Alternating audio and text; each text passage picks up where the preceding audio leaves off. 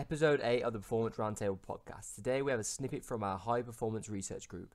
On this episode, we review the effects of different interset rest intervals during the Nordic Hamstring Exercise in young male athletes, while also taking a deeper look into Nordics as a whole. I would just like to thank Rob, Scott and Ryan for coming on this month's review, and on that, let's begin. If I'm going to go off of experience, I've only ever met 2 people that can do Nordics properly, to be honest. Like, I think most people tend to compensate by going into like lumbar extension or excessive anterior pelvic tilt, and they end up just loading the wrong aspects of their body. So they're not really maximally using their posterior chain to eccentrically lower themselves. And as well, often as not, I feel like it just gives back problems to some people. I think, though, that variations can be effective where you can account for that. So like using an assistance to lower. And as well, you can also get to those 15-degree angles that they actually talk about in the paper where you're starting to lose joint torque.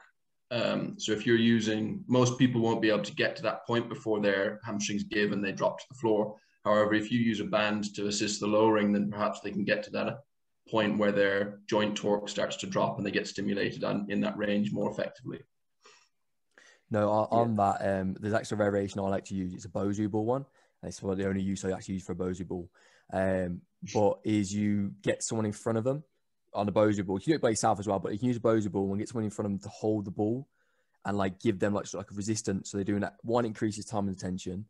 So they're doing a longer one. And 2, you can hold it to the angle you want to go down. And then when you move out the way, just bounce them back up. Yeah. So I do that on my own training with the Bosu ball. And then I do bounce backs as well off the Bosu ball. And that's what I think we need to look more into with sort of Nordics is, like you said, is getting to that end point important, because like you said, there is a lot of people can't get to that point. So it's like our Nordics are only useful until we get to that one point. So it's a lot of pre-work to get useful. And secondly, like you said about the overuse of the lumbar spine and stuff, well, I started adding reverse Nordics into my online classes with like just Gen Pop. Just something different for them. And what I like to use for freehand is dead bugs, because they teach you how to rotate your pelvis and get that control basically. So I think they're really good exercises. You can go to them like master dead bugs. And when you're doing the coaching cues, like remember the dead bug pelvis, remember you can twist it, rotate, like turn it in. Because it's not something you naturally do, is to like turn your hips in. And when I wrestling in reverse Nordics, I found they would lean really far back and try and get further depth, but their upper back will make the depth. So it wouldn't their hips any further back. They would kind of like push back like this.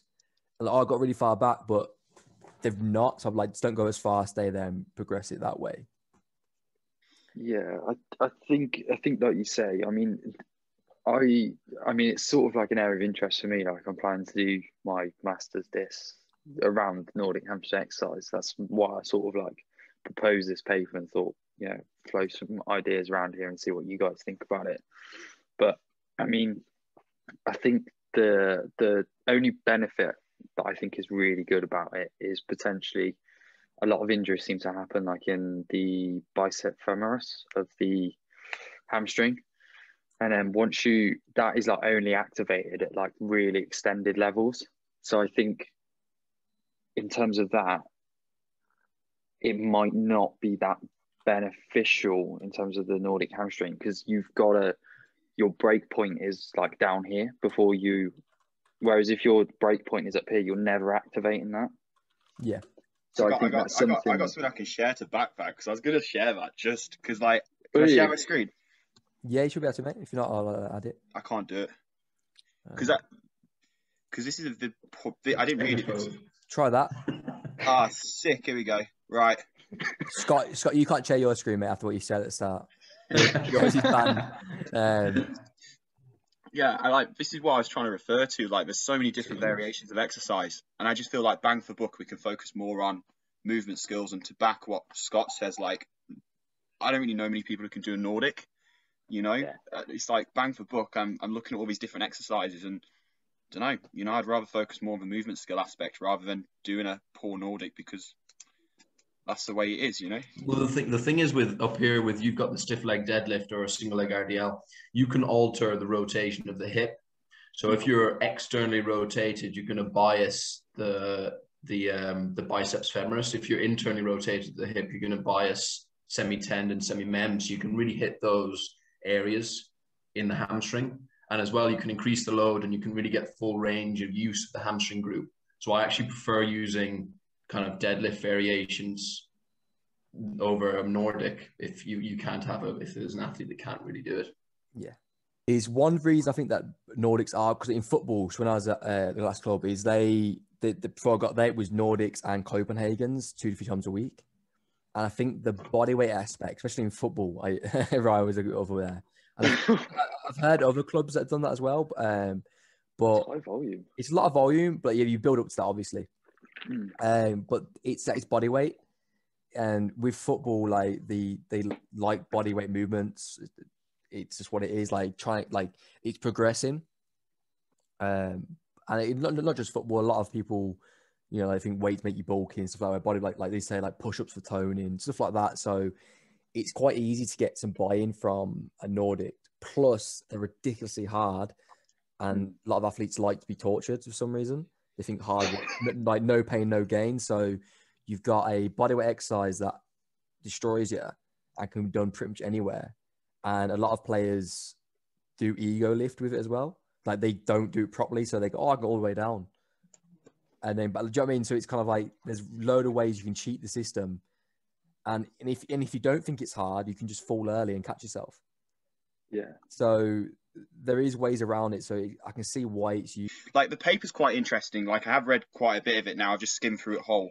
It's quite interesting because it's basically saying we can microdose Nordics. But we know that because it's like an eccentric based exercise really anyway, isn't it? So we know that lads are going to get sore from it because of the nature of the exercise. So why don't we just periodize Nordics, and also when it's like day before game day, do isometric hamstring bridges, ISOs, and then we've got like a good periodization of like hamstring injury prevention, then haven't we? We can at the start of a week like do our Nordics microdosed, right? And then towards the end, when we're getting close to game day, we could do more isometric based hamstring bridges and stuff like that. That's my thoughts anyway, to be fair. Yeah, no, I'd 100% be in line with you, especially as well, like say they've just had a game day and they've done lots of high speed sprinting, then we don't need to include that because that has already been done for us for that week. Like the training stimulus has already been given within the match.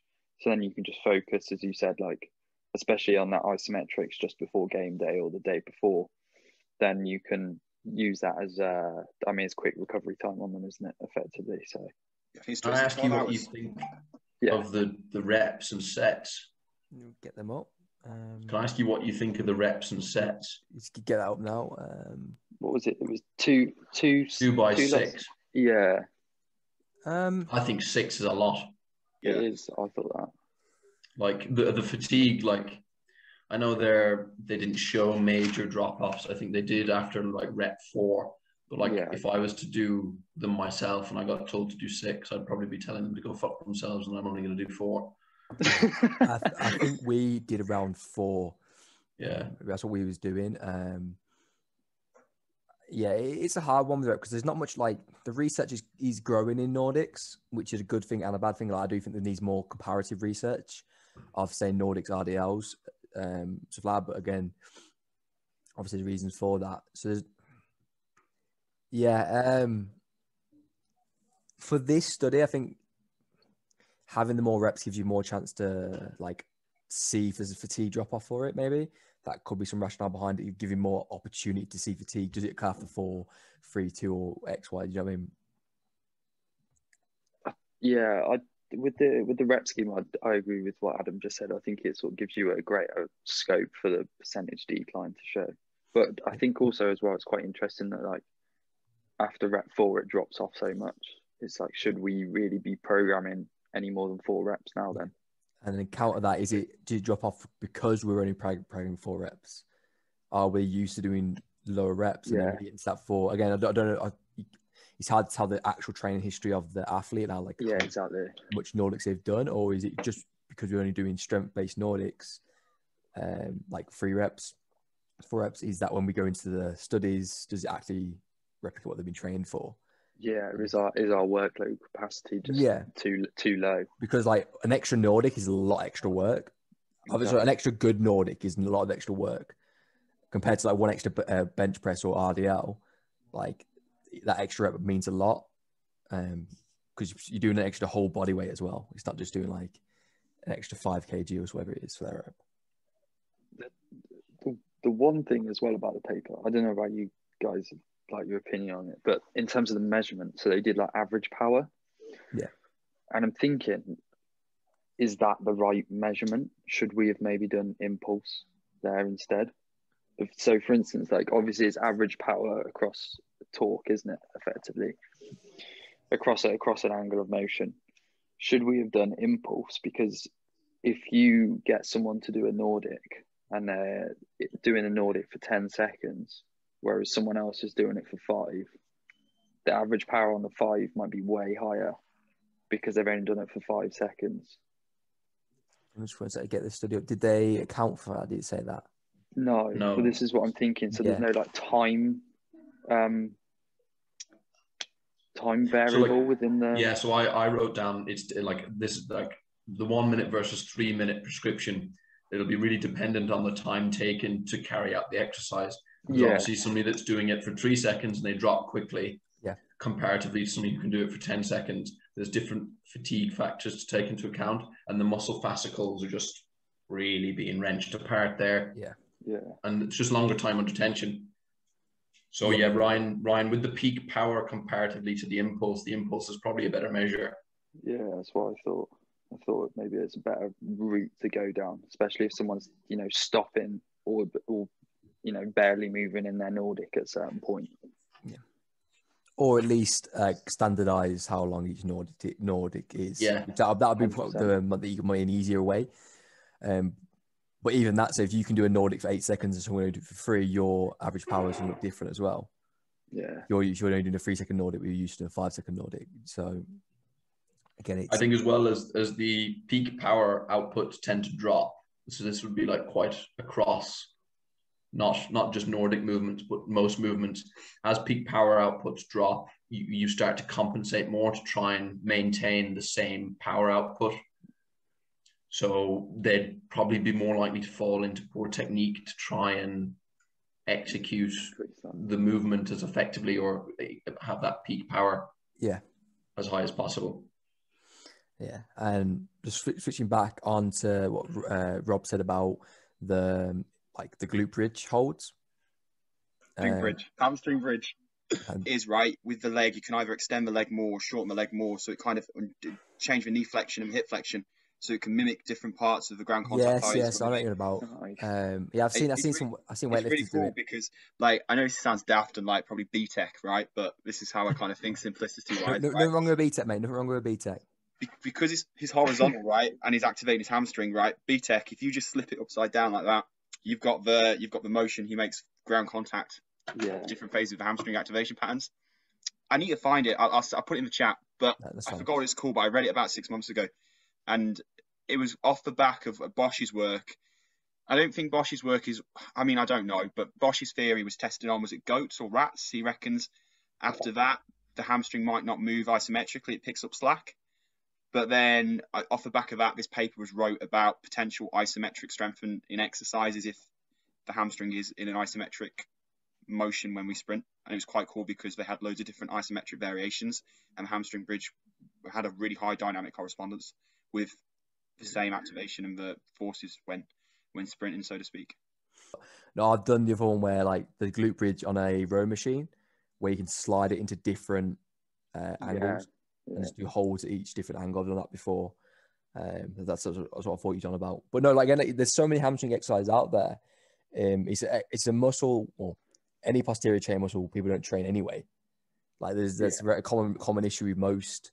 That's why one thing as well is that not many people train their hamstrings or their back. So we're adding any sort of load in there potentially could reduce the injury, because most people don't do quads, leg extensions, and bench press. The amount of athletes have put face pulls in, and their shoulders have been better just by adding face pulls. Do you know what I mean? So and that's not a very high level intervention. Just they don't train any posterior muscles. So if that Yeah, I think as a whole as well. Like, I mean, I've done it myself. I'm been prone to this sort of mistake. Is like everyone trains concentrically. Like everyone is major concentrically, and like everyone neglects the eccentric component of muscle activation. Like how many times you go in the gym and see someone deadlift and then just drop the weight from the top, and don't lower it, and you think, oh, you're missing like 50% of that movement, pretty much. So yeah. Now the only pushback on that is if for powerlifter stake and the fatigue element, but like the general population could benefit from like, with the deadlift, especially. I do see people, they look so awkward lowering it. Yeah, because they haven't mastered that area of the technique. And like if you compare that to like what they kind of look like they're doing a weightlifting second pull when they're lowering it, like they like kind of pull it really far forward and like they're in an awkward like squatty position. So they hinge it up and then squat it down. They've not really mastered that sort of descent phase, which again it's an issue with most people learning deadlifts. They kind of watch one video and they think, oh, I'm gonna go at it, whack about on, and see how strong I can get. Yeah. From the like a physio point of a physio sort of perspective, Scott, you're doing, aren't you? You're doing your physio masters. Yeah. Is like, how have you seen it from the physio community in terms of Nordics? I know you're obviously just getting into it, but it's very mixed. Some people hype the living Christ out of them, and then other people think they're shite, and you're better off with a hamstring curl machine because you can get more variations with it, and as well as more control and isolation with a hamstring curl machine. So, like you can do stuff like slow, concentric, quick drop, eccentric. Like you change loads of variables, you can change the length of the lever. So, like you can be better off with the curl machine. But the thing is, not everybody has a curl machine, so you have to be a bit more, I suppose, like you have to take everything into account. You have to be a bit more creative sometimes. And like realistically, I don't know. I only know 2 people who can do Nordics properly, and I'm certainly not one of them. So, despite the sport demand being high eccentric, but I think you see the few people on Instagram bashing about saying Nordics are godsends, and then you have the other people that aren't on Instagram, more the researcher end, that don't like them, and the same with the practitioners. I think one of my lecturers just thinks they're a waste of time because nobody can do them. The fatigue or the DOMs afterwards is too high with most people, and then because the main dominant sport in Ireland is GAA, they kind of like to flog a dead horse despite DOMs, so they'd continue to do a session post a heavy eccentric session or a heavy load session in the gym and don't go do a pitch session. So I just think they're probably a bit counterproductive in that manner. Otherwise, I don't know. I wouldn't use them for rehab anyway, because I don't think you're getting enough time under tension. You're not getting enough stress shielding on the tendons or the muscle tissue. So I'd rather do isometrics or do a controlled eccentric, and then progress into fast eccentric sort of thing. Just change the speed and the length of the lever. I think as well, they compare quads and hamstrings in the paper. I don't think you can compare the contractions between the quads and the hamstrings, because quads are obviously 4 muscles and hamstrings are only 3 muscles. And the hamstrings are biarticular, so all 3 hamstrings are biarticular, so they all cross the 2 joints. And only one of the quad muscles crosses 2 joints. So I feel like whenever they compare quads and hamstrings, I understand there's the quad ham ratio, the high injury rate, if there's a bigger deficit between the 2. But I think it's a bit funny whenever they jump into research to compare the 2 muscle groups.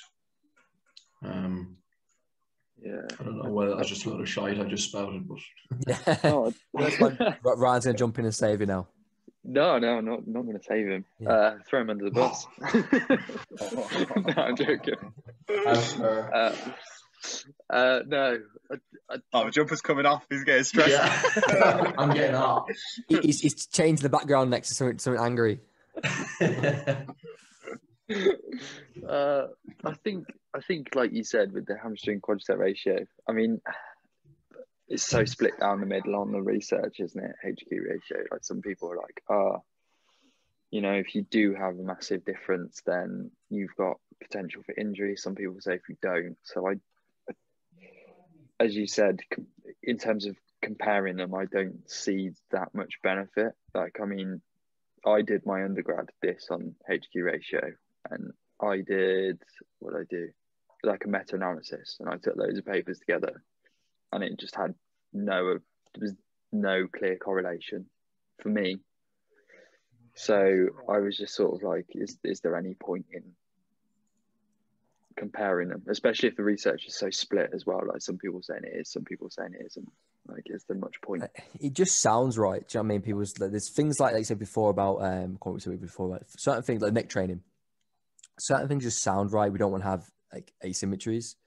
So like if you have really over, because you always see the guy has a very quad dominant person, but then is he quad dominant or just hamstring lacking? Do you know what I mean? Like, is it just that someone always squats and does lunges but never does any sort of hamstring work? That's why there's a deficiency there. So it's rather than the ratio, it's just that you don't do it, sort of thing. Yeah, I think there's a question there as well, isn't it? It's like you could have your HQ ratio could be really bad, right? But you could just be like ridiculously strong, quadricep. Yeah, but your hamstrings are still well developed and well trained. So are you actually at risk of injury there? Yeah, and that's when that's when, like you said, you read it's kind of split down the middle. Yeah. But back to as well on the kind of you said about the physios thing. It's a very hard exercise to do, and the DOMs from it. I was listening to a podcast quite a while ago now, but it was a team, and they do Nordics very often. They do. I think they do them like post game, like a day or two post game. I might have busted that, but they do quite often. But they built up to that, and like if I went to any of you guys, right, you've got a new athlete in the gym or newer athlete in the gym. Let's go and do 3RM RDLs. You wouldn't. It'd be stupid. Like, but with Nordics, it's bodyweight exercise. We go straight into the 4RM or 2RM or even 1 rep max sometimes if you can only do one Nordic. So again, is it the prescription or is it the exercise that's the issue?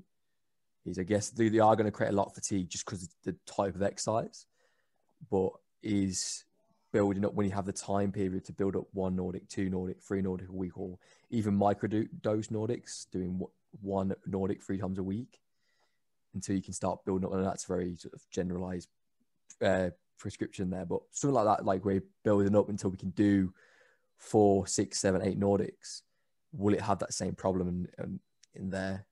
I don't think so. I think it's just at the moment. When did you do your first Nordics as athletes? How old was you? 17. Maybe 18, 19. I think I was 20, 19 when I did my first Nordic. I was strength training for 2 to 3 years before that. Do you know what I mean? So it's that kind of, we're getting it, especially older now. Think of someone that's 28, 25 doing Nordics for the first time. I'd play when I was first out of uni, I'd do Nordics from players, and they was 30 years old and they've never done Nordic before in their life. Like again, it's yeah. I think as well though, coming from experience, like my strength stuff, my strength, like my S&C has always been done by somebody else, so it's always been, I like to think, prescribed relatively well. Yeah. Despite the time I was in Cardiff, but otherwise it's fine. Like prior to my first experience of S&C was quite good. I was taught functional movements first, taught how to move right, then let's start loading the right movements, and then it all got periodized really well for my season. So yeah, I could tell you a physio because you said functional movements. Yeah, but this is coming from a guy I can't parallel squat. My knee just doesn't do it, so I can't load the parallel squat. But in my sport, I don't need to go to parallel, so there's no need to hype the Christ out of it. No, and that's another. I think that's a lot. I think we see a lot of time in like discussions of this player can't do this, he never gets injured, or these players can't do this and they still perform really well. That correlation stuff, it's a bit hit and miss, and you can go the opposite way. Like again, another podcast I listened to was a podcast within players that like talking about S&C and stuff like in the past, and some of the coaches now, and they was like, well, I didn't do S&C for my 30-year career or 20-year career. And I think players are doing too much now, and they should be doing more, some more like sort of technical work. And to a degree, I believe they do need to do more technical work. I think we've gone one way. We're doing 3 to 4, 5 hours of fitness. Like we're going to start pushing back now. So what is the bare minimum we can do to give these players as much time to do their fitness? sort of thing. And I don't think it's a trade-off. I think that obviously S&C, we want as much time as we can with athletes. We just do. And it's kind of taking this back seat and go, actually, do we need an hour rhythm? Can we get enough stimulus in 45 minutes? Yeah. Like, and that's why I've kind of moved away from hypertrophy programs themselves. Like, you don't really need a hypertrophy cycle as most athletes because the volume needs to create hypertrophy. If you're spending all your time on that, you're missing out on strength, power. Like, there's other things you can get in there, like block periodization for team sports. It's not really the most beneficial, like time efficient. I think bang for buck though, and that's what that's what that paper tells us, right? Like you hit the nail on the head. Like, why are we doing 6? Like, when we can get away with 4. Do you know what I mean? And why we know that eccentrics cause really heavy legs anyway. So why don't we just think about doing Nordics more at the start, like we're saying? You know, in your warm up. You know. Like, I think what would be a nice kind of further research is if they went and compared no interset rest interval, and then as well compared like follow up the peak output the next day in the same movement, and look at like fatigue levels, whether it's an effective exercise for developing strength. You know, there was a paper though, wasn't there, where they did Nordics. They did Nordics before a session and they did Nordics after, right? I don't know if it was something like that. And then it was more beneficial doing the Nordics. If you wanted the strength gains, you've got to do the Nordics like in your warm up. And then if you wanted more of the sprint gains, obviously you do the Nordics after, so to speak.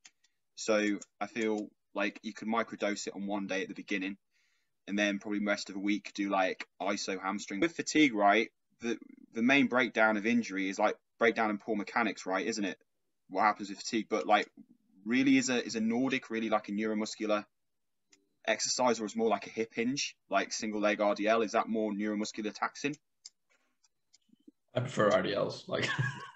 But yeah, because like if you're gonna do anything at the end to like neuromuscular, like trying to bomb proof on fatigue breakdown, I'd rather do like a stick, single leg RDL kind of thing, like an RDL catch, like. Yeah, something like that. Yeah, drop weight, catch it at the end range. Yeah, because you could kind of take that out with some heavy med balls on the pitch, couldn't you? Yeah. Or like dumbbells. Like if you even bring them out, even light dumbbells will give you some stimulus on that. Single leg anyway.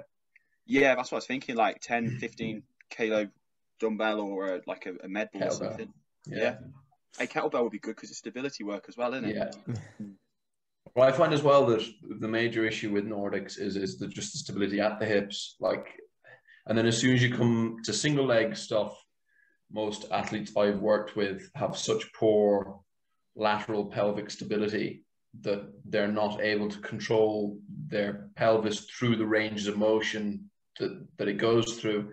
And that's obviously if they're shifting left and right to try and stabilize, that's going to put loads of stress on the proximal hamstring up by its attachment, because it's constantly having to change. And then it's not as then fatigue kicks in, and they're mostly spent single leg stance in pitch activities, and they usually land single leg if they're jumping for anything. Then you'd kind of want to look more at the pelvic stability end for injury prevention too. But I think that's looking at a whole picture rather than isolated to hamstring. Yeah, and I think that's what you said. That the whole picture is what we need to start the thing. But is we are getting too neat to Nordics. I think we need to start, and I only need to do that for certain studies. But there is so much more research just purely on Nordics, which is good because I don't think there's enough hamstring research out there. One of my ideas for sort of some research was a hamstring strength test, because we know hamstring strength is important in terms of injury prevention, as athletic ability, but there's no test to go. If we always go, we want to squat 1.5 is time body weight is a good metric. What hamstring strength have we got? Like, if you saw a guy RDL, what would you be happy with? And then what would you be relatively happy with? Do you know what I mean? I suppose the key difference though is like when you're saying like 1.5 times the mass and that's all relative. But when you produce high volumes of force, it's more absolute power, isn't it? Absolute strength, isn't it? No, that's what I mean. So regardless of that, there's no metric. What is the absolute metric for hamstring injuries? I don't know, but I think we need a relative, and probably, I mean, you can't really work out an absolute, can you? Really, because but you can work out a relative for sure. But then when you sprint and stuff and high velocity movements, when the hamstring goes, that's more absolute force rather than relative force, right? Yeah. So yeah, but how can you quantify absolute force? Do you know what I mean? Like how can you quantify absolute strength? Do you know what I mean? I don't know. Which these are all obviously issues with the test for hamstrings and stuff like that, but it's something that I think once that comes out, it may will streamline some of the research. So, like I spoke to a guy, it's a podcast, coming episode coming soon about injuries. He's doing his PhD on injuries basically, and what he's finding, I think, injuries in football, is that a lot of the research is here, there, and everywhere. Like some are doing overall injuries, some are characterizing contact injuries, some are characterizing a hamstring injury that was done running, and there's no sort of standardized like this is how we characterize injuries, and that's where he's having trouble with just like finding the root cause of how do we reduce injuries. And also we've got hamstring injuries, ankle injuries, shoulder injuries, all been characterized as injuries. Like a hamstring, a shoulder, and a hip ankle injury might be all three different reasons. They might be all the same reason.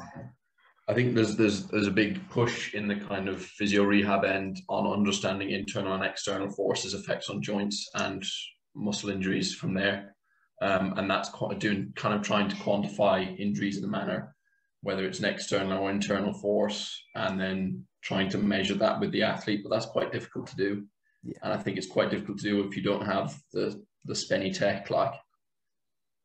Yeah, and like with especially S&C, it's a new profession, so we are learning a lot. So we're coming from a lot of like bad traits that just was there because they had no other option kind of thing, or whoever's there doing them. So we're kind of like moving forward at a rate we need to try and keep up with the research in terms of what we can actually do and what's realistically out there. And that's why like basically the studies, we need to make sure we are holding them accountable to the standard that's there, not what we need. Because it can be difficult to be like, oh, we need to do this and this, and do any research yourself, do any masters, you probably understand I don't know how far along you are on it, but getting participants is like my study I did, we had I think 12 participants, maybe more actually, but from all general backgrounds, because it's so hard to get participants, especially for we haven't got a team to work with. And then with a team setting, you've got to figure out how we're going to get a 30-man team all on good amount of money to risk themselves on a study with you guys. So that's why I wasn't too hard on the 10-man research. It's kind of great to hear how come that was the case. Was it just they had a high sort of what's the word now, specification for the participant, or was it just that's all they physically had? I actually liked their inclusion criteria. I thought it was quite good. Comparatively, because as well, like if you'd have had athletes that are not versed in using the Nordic regularly enough and their training age is shite, then you're going to have completely skewed data there.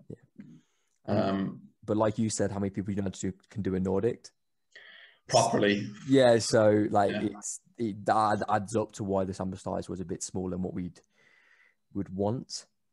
But it does start to get these, like I said, to get these conversations going. And that's why I got these research groups. It's not necessary to go, oh, this study's bad here, and it's kind of go, this is what this study said. How can we relate that? How can we build upon that? And what can we progress with that? When you guys do your sort of research, you can get some ideas. Yeah, I have a question with regards to the use of Shapiro-Wilk for normality testing. As far as I'm aware, I don't know whether you know this, is for parametric data only, which is like usually over 50 participants. Okay. So as far as I'm aware, they should have used a Kolmogorov-Smirnov, which is for non-parametric data. Yeah. Just because it's better tests for normality. And then I think otherwise its stat stuff are quite good. Like it use a Bonferroni correction, which is good. And then as well, did you notice that in the figures at the bottom, not the figures, the figures and tables at the bottom, the long interset rest interval suits the non-dominant limb more with regards to percentage decline and percentage maintenance. So they were getting more bang for their buck from the ISRI comparatively to the dominant. So it could have some practical implications there that it's better for the dominant leg or the non-dominant leg use. Yeah, I think that's all I have written down. Thanks for listening. If you want to keep up to date with the episodes, see extra clips, or just want to have a chat, then you can follow us on Performance Roundtable Podcast on YouTube, Adam Bromley12 on Twitter, Adam Bromley on LinkedIn, or ATP Conditioning on Instagram. If you have any feedback or suggestions for future episodes, please get in touch. See you next time.